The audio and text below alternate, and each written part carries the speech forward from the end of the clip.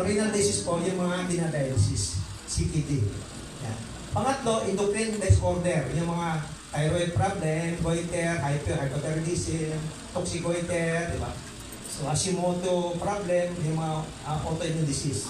So, neurological disorder po, maaari siyang transischemic attack, nagbara yung ugat mo sa pulse, sa utak, natanggal yung bara, transischemic attack. Ano yung ischemic attack? Baradong ugat mo sa pulse, sa utak, so mayroon din bleeding, hemorrhagic stroke.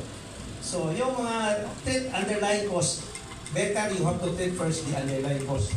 Kasi po, yun ang primary cause po, the root of the disease is the underlying cause. Dito sa ating company po, hindi natin ginagamot dito yung signs and symptoms of the disease. Kaya mapansin mo, bakit maraming gumagaling sa bliss? Kasi po ang ginagamot dito, the root of the diseases. Yung, kalimbawa, yung puno, ginagamot dyan yung ugat, root. Kaya yun ang supplementation na binibigay sa atin. So, hindi po ginagamot yung signs and symptoms. While treating the root po, you're able to treat the signs and symptoms. Ang ginagamot kasi ng synthetic, yung symptoms.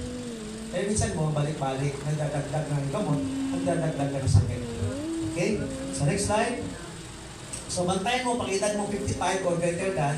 Sa babae po, 65 or greater than. So, may garilyo, may kuminom ng alcohol, may diabetes, may mataas yung cholesterol, yung LDL, mataas yung LDL, bad kaysa good cholesterol, which is the HDL. Hindi mo pwede ibaba yung bad kung wala kang good cholesterol. You still need the good than the bad. Ang tandaan mo yung good, HDL yun. Pag nagpakuha kayo ng lipid profile, meron doon lipid profile, LDL at saka HDL. Pag mataas yung HDL mo, you're able to bring your LDL down. This is the bad cholesterol. So, importante yung good kaysa bad. Kung wala ka din good, delikado din yung enerhiya kasi yung-convert niya sa energy. Okay? So, excessive dietary sodium. Alam naman natin, hindi ka maalat, mga sahog-sahog niya, sawsawan.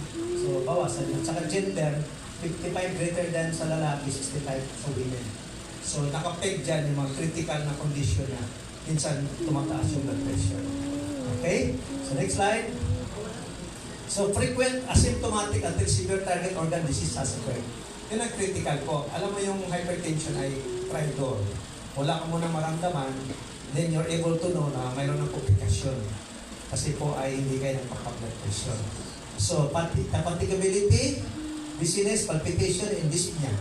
So, may nakadagan sa dibdib, hinihingal, kinakapos na hininga, shortness of breath. Yan ang mga sinyalis una. Ang pinaka number one na very famous na you often ignore, yung tunnel vision. Pagtingin mo, parang may estrella. Ang tingin mo parang bilog na butas lang na dito ka nakatingin. So magpapatsik agad kayo kasi mayroon ka occlusion sa arterial wall ng heart mo. So importante yan. So tandaan mo, hindi na sa blood pressure, masakit yung batok. Meron kang tunnel vision. Parang may estrella na umikot sa labas, kumukita. So next slide. Okay. So it's easier than done. Magagamot mo yung hypertension. So ehersisyo, weight loss, bawasan ng maalat, physical activity, o panigrilyo, limit smoking, limit fat intake, control diabetes, limit stress-related techniques. So, yan ang pinaka-simplest form na pwede mong gawin. Subalit po, minsan ay often ignore. So, next slide. So, ang complication yan ay pagbabara sa puso. Yan. Pagbara yung puso. So, ano ka ba? Ma-angioplasty o ma-bypass? So, ewan ko lang sa Cagayan de Oro kung pila na ang bypass din.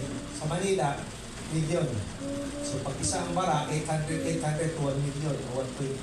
So, angioplasty 500. Ewan ko lang dito sa Cagayan de Oro. Kung pila na yung charge na. All of these are caused by arterial blockage. So, next slide. Okay. Ang complication ng hypertension ay heart, brain, kidney, and eyes. So, delikado yan. So, complicated yung all the vital organs po. So, next slide. So, coronary artery disease. So, kipot sa ugat, magbabara. Left ventricular hypertrophy po, mamamaga yung line ng heart mo. Cardiomegaly, in heart failure po, titigil yung puso mo. So, kasi namamaga. Okay, next slide. So, cerebrovascular po sa brain niya, ischemic hemorrhagic stroke or transischemic attack. So, peripheral arterial disease po, yung umitim yung binti mo. Pag nakita mo yung binti mo maitim, na mayroon na kayo namamalit, pulikat yung mga tinutusok. Hindi na sa diabetes siya po yan. May pagbabara sa iyong binti. So, magpapadoppler ultrasound ka. Kasi yun ang tinatawag na second heart, yung gastrocnemius muscle mo dito. Yung second heart. Marami po hindi nakaintindi nun. Di open ignore. Pag nagbiyahe ka na malayo, palagi ka nakaupo, mayroong mga pasyente yan, hindi na nagigising kasi nagkaroon sila ng peripheral arterial disease blockage sa extremities. Kasi yung ilang volume ang bumababa sa arterial wall, yun lang ang sisi, umakyat sa veins. Pag hindi na sufficient ang dugo mo sa heart, siyempre titigil yung tintig ng puso. So, iba ay namamatay doon. So, nephroclerosis po, hardening of the arterial wall or yung kidney ay nanuligas. Retinal damage po, bulag, yung retinopathy. Diba? Kasi ang complication ng hypertension, nephropathy, cardiopathy, neuropathy. Kaya din ang complication ng diabetes po.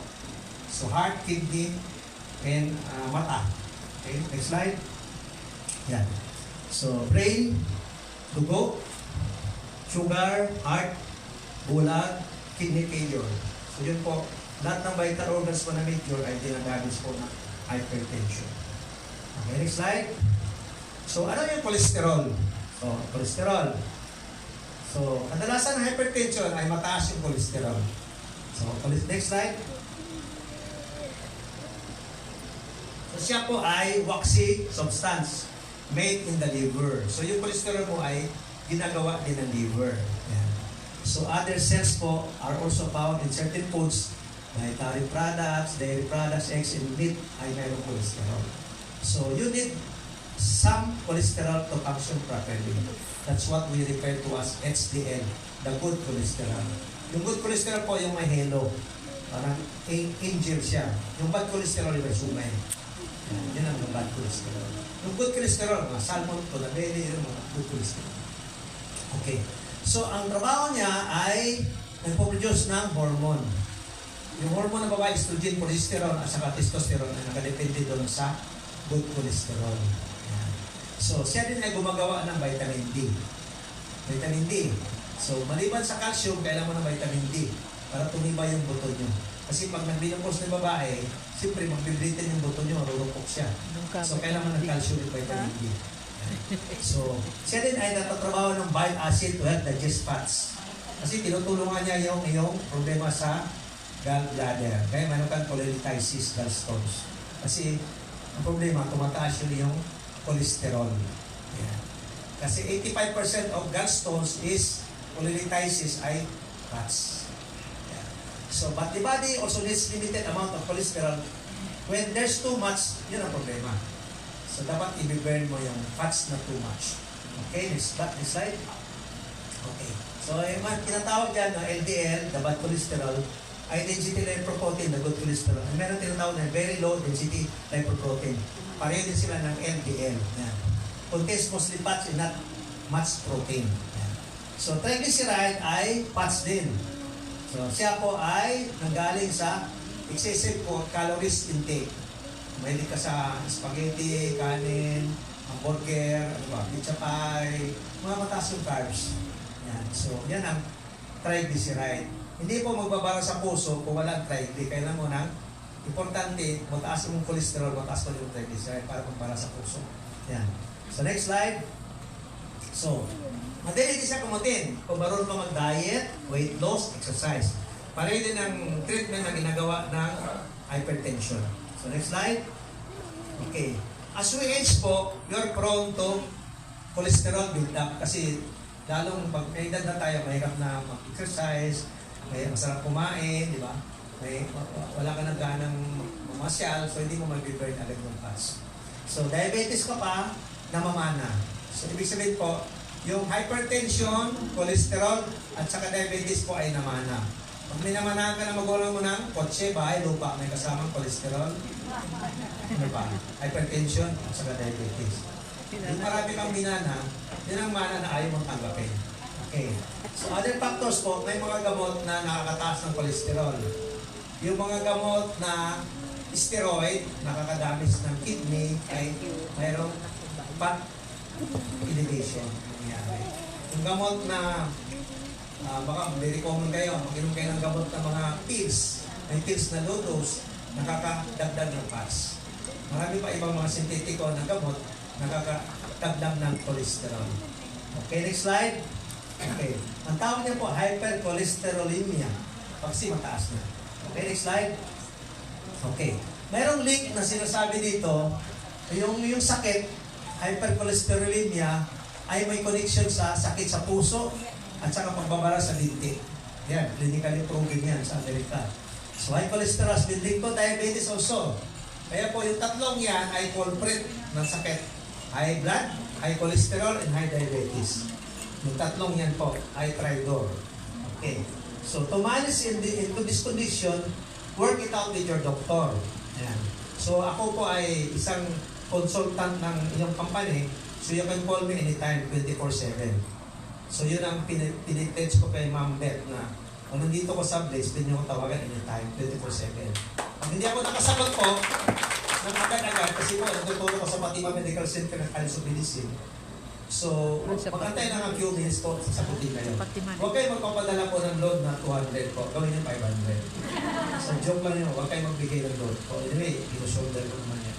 So, anytime po, yung lahat ng patingin, nilalagay ko yung number ko doon, pwede mo na i-share yung number. So, in-entertain ko yan, kasi nagigilty ako pag gabi, tumatawag to, hindi mo sinasagot. Nalaman mo in the morning, may nangyayari pala.